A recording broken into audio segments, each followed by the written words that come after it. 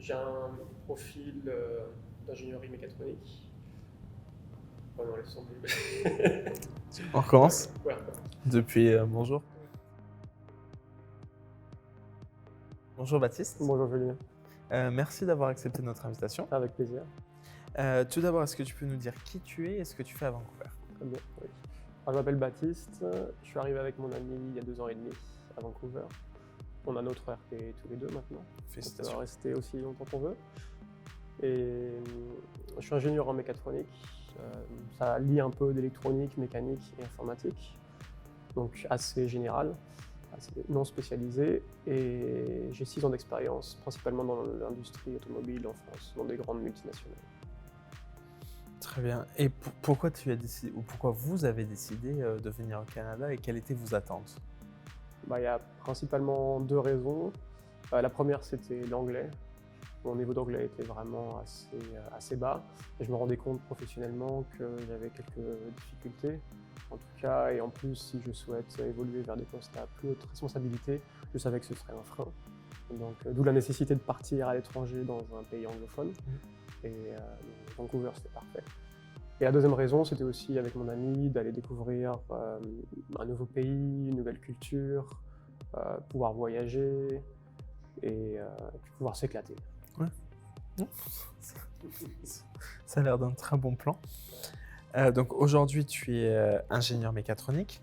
Comment tu as réussi à obtenir ce même emploi que tu avais en France au Canada?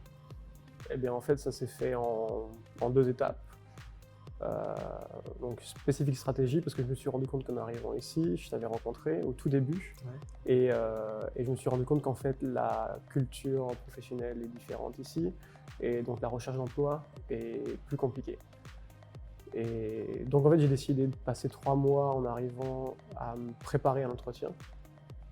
Et durant cette période-là, j'avais un boulot. J'étais barista dans un café. Donc, c'était super pour discuter. Et ça me permettait de travailler le matin, d'avoir un peu de revenus. Et l'après-midi, j'avais tout mon temps pour faire du networking, rencontrer des Canadiens, rencontrer des francophones, participer à différents ateliers, les ateliers de Business Talent également qui m'ont beaucoup aidé. Et de créer un bon profil LinkedIn également et de me préparer à tous les entretiens possibles. Donc vraiment une phase d'entretien. Et dès que j'ai senti que j'étais prêt, Ouais. après j'ai commencé à faire passer la phase d'entretien, à postuler aux offres qui m'intéressaient vraiment. Et j'ai eu de la chance, je l'ai eu au premier offre d'emploi qui m'intéressait. Non, c'est pas mal. Quelles ont été pour toi les difficultés dans cette phase de recherche d'emploi? Première difficulté, c'est le fait que déjà mon expérience en France et mon diplôme d'ingénieur ne sont pas du tout reconnus ici.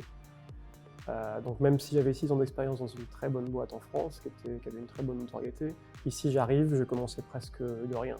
Durant mon entretien, ils m'ont demandé mes notes d'école d'ingé. J'étais sur le cul, je ne comprenais vraiment pas.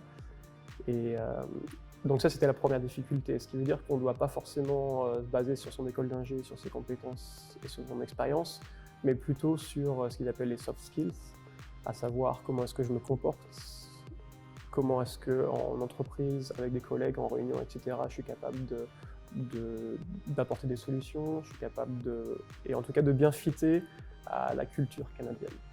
Donc ça, c'est ce que j'ai appris en fait durant les 3 mois de préparation où j'ai parlé avec énormément de personnes et je me suis rendu compte qu'il fallait surtout que j'oriente peut-être mon entretien et mon argumentaire vis-à-vis de ça. Et de la partie technique bien sûr, mais c'est pas vraiment ce qui prévalait. Et dans tout ça, si tu devais choisir un élément qui a su faire la différence, qui a su vraiment t'aider, qu'est-ce que serait ce conseil-là? Le conseil, ce serait de vraiment ne pas être trop optimiste, peu importe son passé, mais de vraiment comprendre comment est-ce qu'ils agissent ici, comment est-ce qu'ils se comportent en entreprise, et vraiment adapter son entretien, adapter son CV, son profil LinkedIn à ce que les Canadiens réellement attendent. Et donc voilà, ça fait là un peu plus de 2 ans que vous êtes ici avec ton ami. Quel est le bilan des regrets? Non, aucun regret. Je suis content d'avoir pris mon temps pour chercher mon boulot, parce que finalement, Vancouver, c'est quand même une petite ville, c'est pas des multinationales. Et donc mon profil qui était assez généraliste, il ne fitait pas très bien ici. Il préfère vraiment avoir des spécialistes. Et je savais qu'il n'y avait que 3 ou 4 sociétés qui me convenaient. Donc je voulais vraiment pas me griller, d'où la nécessité de passer plutôt 3 mois en préparation. En plus, c'était chouette parce que ça m'a permis de rencontrer beaucoup de personnes, d'améliorer mon anglais dès le début. Et finalement, ça fait 2 ans que je suis dans cette compagnie maintenant, à un très bon poste. Là, je vais potentiellement pouvoir évoluer également, faire des postes à plus haute responsabilité dans l'entreprise. Donc, aucun regret professionnel. Et ensuite, pour tout ce qui est découverte, on en profite un maximum. Canada est vraiment très beau et on en profite pour aller visiter aussi tout ce qu'il y a autour du Canada. Donc, aucun regret. Et voilà. Et on n'a pas encore trop défini nos plans pour le futur, mais on aimerait bien rester ici et peut-être rentrer en France, on ne sait pas encore. Ok, c'est bien, c'est très positif. Merci à toi Baptiste d'avoir partagé ton expérience et ton parcours. Si notre communauté souhaite en savoir plus sur toi ou communiquer avec toi, comment ils peuvent faire? Juste en m'envoyant un email ou un message sur LinkedIn.